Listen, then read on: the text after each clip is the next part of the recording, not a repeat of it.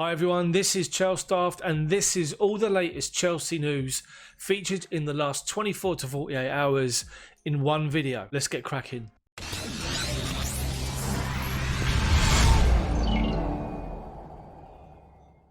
If this is your first time here, then make sure you take a look around the channel, look at my website chelseadaft.org, like the video for us and then subscribe to the channel, hit the bell for notifications so you don't miss when these videos come out. Straight into the news. And it's with sadness today that it's been announced that Peter the Cat Bonetti, has died at the age of 78 after a long battle with illness. Chelsea have sent their condolences to friends and family, and it's just horrible and just such sad news. He's been battling illness for a long time, the Chelsea legend, and unfortunately he succumbed to that illness today and he's passed away.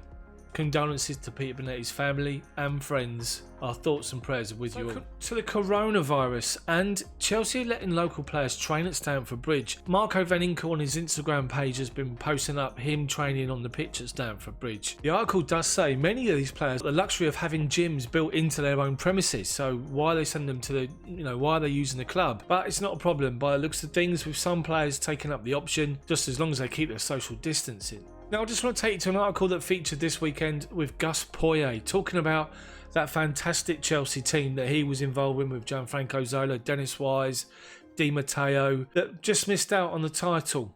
And he's referred back to the fact that at Chelsea we were beautiful, but champions had to win ugly. And back in the day, Chelsea were tipped to put a real challenge to United and everybody else at the top of the league, because Chelsea had a fantastic team.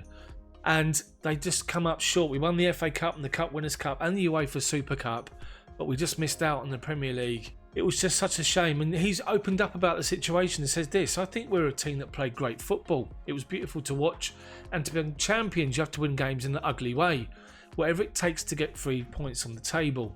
We were not that team. We were a team who really made people enjoy watching us, and that meant we needed to play well to win games. That Chelsea team with Poyet in it was outstanding. Football London's put together transfer 11 that Chelsea have missed out on, and some names, some big names on here, I have to say. I mean, look at that team, that starting 11 from a team of players that we nearly signed. Outstanding. Alisson, Alves, Stones, Benatia, Carlos, Pirlo, Gerrard, Silva, Robinho, Aguero, Ronaldinho.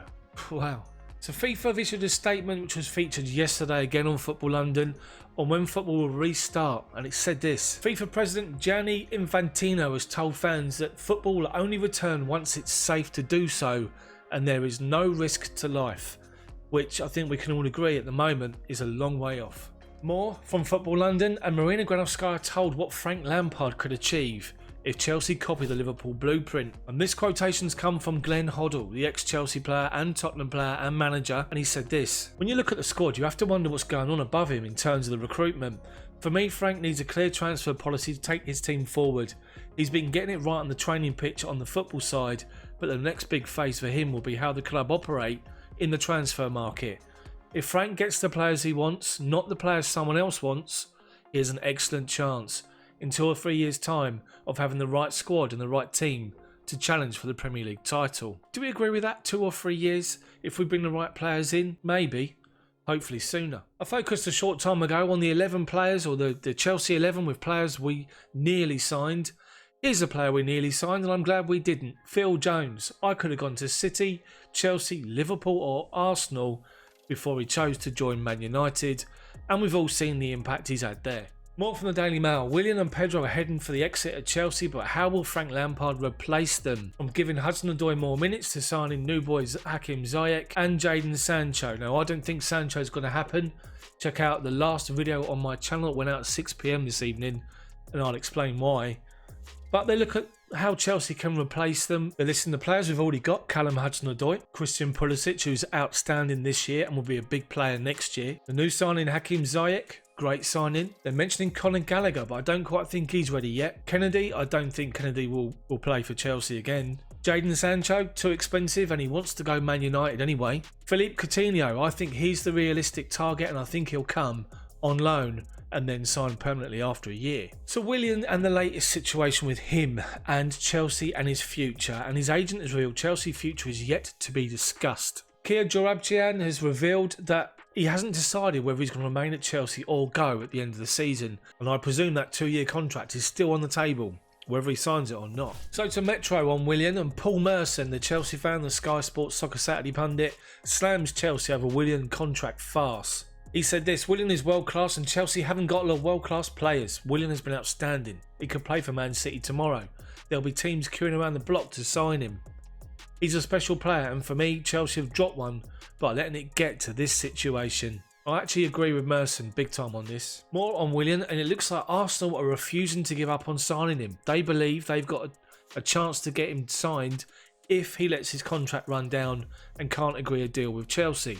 We know Jose and Tottenham are in for him. We know Inter Milan, the likes of Juve and some other big clubs like PSG, but Arsenal are also looking at a deal for Willian. I wonder. Another player that's linked with Chelsea heavily, Lautaro Martinez. I think we're his third choice. I think the first choice is Barcelona. I think the second choice is Man City. But his agent speaks out amid the Chelsea and City transfer links and said this: he treats it, the speculation, as if it's nothing because he's only focused on his club. But surely there's great satisfaction knowing that he's doing things well. Lautaro has a 5-year contract with Inter, and the news that comes out is exclusively generated by the press. So he's distancing the player and himself from any reports of a move. But the Metro believe that Man City lead Chelsea in the race to sign him. I don't really believe that because I think if he goes, he wants to go to Barcelona. An update on Team Talk, and Chelsea grow optimistic of beating Arsenal to 30 million defender deal. Gabriel Magalhaes, the 22-year-old Brazilian who's over in Lille, who's being heavily touted for a move to Chelsea. I'm not so sure Chelsea are going to want to sign him.